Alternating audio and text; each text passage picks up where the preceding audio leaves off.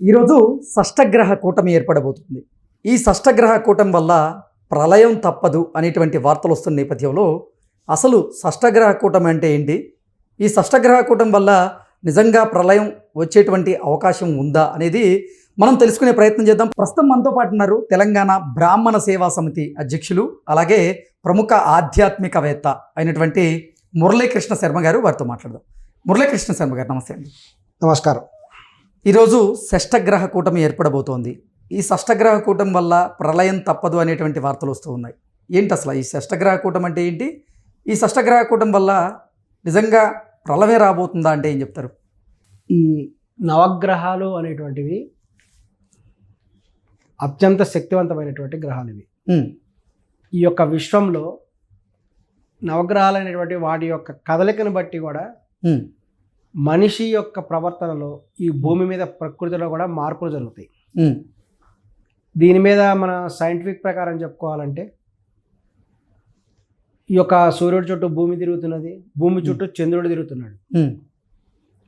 మనందరం కూడా సముద్రం దగ్గరికి వెళ్ళాం అనుకుందాం. మామూలుగా సముద్ర పొట్టున కూర్చొని అలలను గమనిస్తూ ఉంటాం. మామూలుగా అలలు వస్తూ ఉంటాయి. ఇది రెగ్యులర్గా సముద్రం దగ్గర ఉన్న వాళ్ళకైతే అనుభవం అవుతుంది, లేదంటే మనం కూడా అనుభవం చేసుకోవచ్చు. వెళ్ళి పౌర్ణమి రోజు కనుక సముద్రం దగ్గరికి వెళ్తే ఆ రోజు నిండు చందమామ ఉంటుంది ఆకాశంలో. ఆ యొక్క సముద్రంలో అలలు మామూలుగా వచ్చే అలల కంటే అనేక రెట్లు పెద్ద అలలు వస్తాయి. మరి అదే భూమి, అదే చంద్రుడు కదా, అదే సూర్యుడు కదా, అవే రోజులు, ఒక్కొక్క రోజు ఒక్కొక్క తేదీ ఉంటుంది కదా. మరి పౌర్ణమి తేదీ రోజే సముద్ర పలలు అంత పెద్దగా ఎందుకు వస్తున్నాయి? ఇది మనకి నిజమైన గ్రహాల ఆకర్షణ శక్తి, వికర్షణ శక్తి అనేటువంటిది మన కళ్ళతో చూసేటువంటి నిజం. ఇది స్పష్టంగా ఇది ఎవరైనా గమనించవచ్చు, నాస్తికులు కూడా గమనించవచ్చండి. దీనికి వాళ్ళు చెప్పేటువంటి విధానం ఏంటంటే, చంద్రుడు భూమి దగ్గర రావటం వల్ల ఆకర్షణ శక్తి పెరుగుతుంది, భూమిని లాగుతాడు తన వైపు. ఆకర్షణ శక్తి వల్ల సముద్ర పలలు పెద్దగా వస్తాయి నిండు పూర్ణిమ రోజున. ఇది స్పష్టంగా గమనిస్తాం మనం. అదేవిధంగా అనేక మంది మనసులో కూడా అలజడులు అనేటువంటివి కలుగుతాయి. ఒక చంద్రుడు సముద్రాన్నే అంత పైకి లాగలిగినప్పుడు మరి మనుషులం ఎంత? చంద్రుడితో పోలిస్తే, భూమితో సైజుతో పోలిస్తే మన సైజు ఎంత? చిన్న చీమలు కూడా కాదు, ఇంకా తక్కువ మన సైజు. మనిషిలో కూడా మెదడులో కొన్ని రకాలైనటువంటి రసాయనిక చర్యలు జరుగుతాయి. వాటి వలన కూడా మీరు జాగ్రత్తగా గమనించవచ్చు.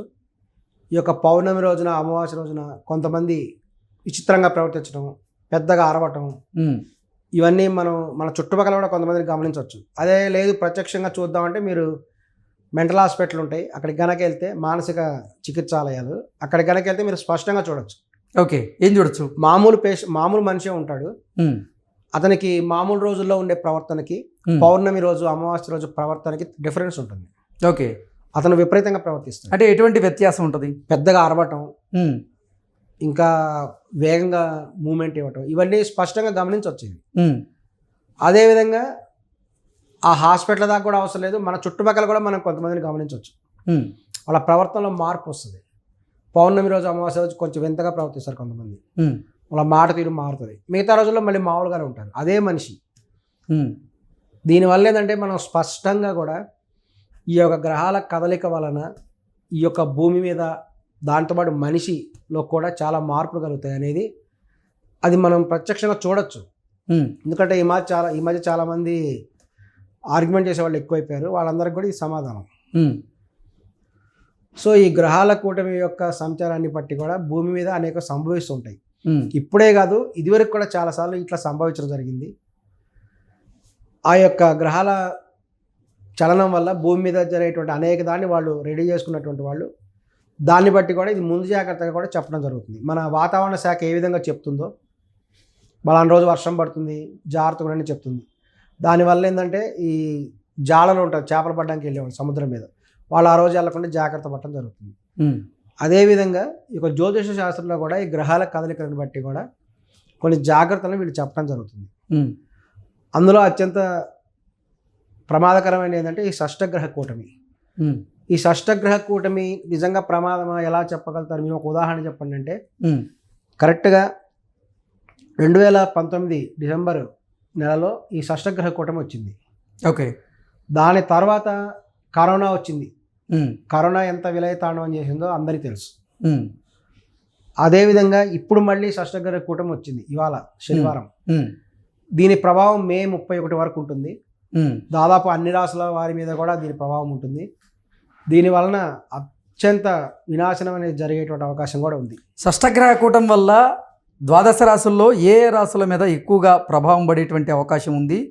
ఈ షష్టగ్రహ కూటం వల్ల గోచార గ్రహచార ఫలితాలు ఎలా మారబోతున్నాయంటే ఏం చెప్తారు? ఖచ్చితంగానండి. ఇది శని అనేటువంటిది కుంభరాశి నుంచి మీనరాశిలోకి కూడా ప్రవేశిస్తున్నారు. ఉమ్, దీనివలన ఈ షష్టగ్రహ కూటమి అనేటువంటిది జరుగుతుంది. ఉమ్, దానితో పాటు ఇవాళ సూర్యగ్రహణం కూడా ఉంది. ఉమ్, దీనివల్లనే మనం గమనిస్తే కొన్ని ప్రాంతాలలో భూకంపాలు వచ్చినాయి. ఉమ్, అది కూడా 7 అబవ్ ఉన్నాయి.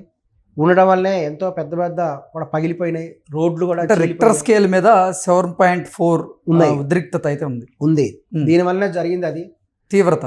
దీనివల్లే కూడా జరిగింది అది.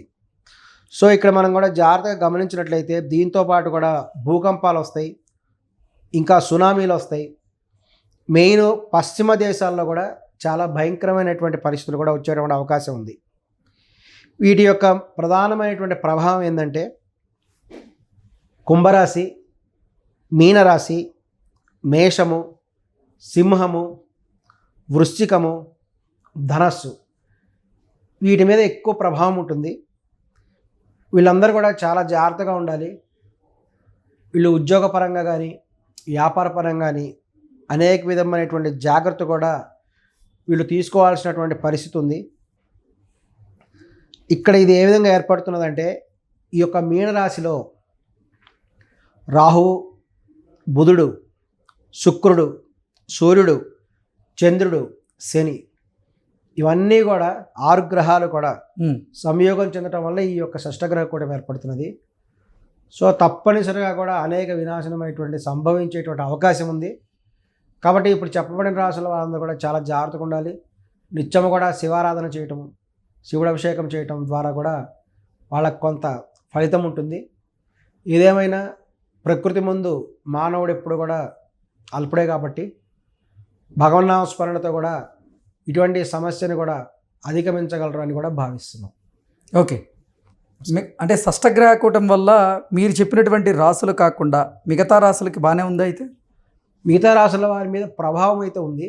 ఉమ్, మే 31 వరకు అందరి మీద ప్రభావం ఉంటుంది. ఉమ్, కానీ ఇప్పుడు చెప్పిన ప్రత్యేకమైనటువంటి రాశుల వారికి మటుకు ప్రభావం వీరి మీద ఎక్కువగా ఉంటుంది. ఓకే. సో వీళ్ళకి ఎక్కువ నష్టం జరిగేటువంటి అవకాశం ఉంది. కాబట్టి వీళ్ళు తగినటువంటి జాగ్రత్తలు తీసుకుంటూ వీలైతే అందరూ కూడా శివారాధన కూడా చేసుకుంటూ కూడా ఉంటే వాళ్ళకి భగవంతుడి కృప వలన కొంత విమోచన కలిగే అవకాశం ఉంది. ఓకే. ఓకే గురుగారు, ధన్యవాదాలు.